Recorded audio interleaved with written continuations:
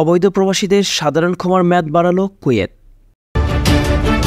বিস্তারিততে যাওয়ার পূর্বে আপনারা যারা এই চ্যানেলে নতুন, চ্যানেলটি সাবস্ক্রাইব করে কমেন্টের মাধ্যমে আপনার মতামত শেয়ার করুন। পবিত্র ঈদুল আজহার ছুটির কারণে কুয়েতে অবৈধ প্রবাসীদের সাধারণ ক্ষমা ১৩ দিন বাড়ানো হয়েছে। এর ফলে প্রবাসীরা ৩০ জুন পর্যন্ত সময় পাবেন। দেশটির উপপ্রধানমন্ত্রী, প্রতিরক্ষা মন্ত্রী ও ভারপ্রাপ্ত স্বরাষ্ট্রমন্ত্রী শেখ ফাহাদ ইউসুফ আল সাবা নতুন এই ঘোষণা দিয়েছেন। এদিকে ঈদের ছুটিতে অনেক প্রবাসী দেশে ফেরেন। এছাড়া অবৈধ প্রবাসীদের সাধারণ ক্ষমা ঘোষণার বেড়েছে কুয়েত ঢাকা রুটের বিমান টিকিটের মূল্য। প্রবাসীদের এজেন্সিগুলোতে ভিড় করতে দেখা গেছে। অন্যান্য সময়ের তুলনায় ৩ থেকে ৪ গুণ বেশি দাম দিয়ে টিকিট কাটছেন তারা। রিটার্ন টিকিট ১ লক্ষ টাকারও বেশি। এছাড়া সিঙ্গেল টিকিট বিক্রি হচ্ছে ১ লক্ষ টাকার কাছাকাছি।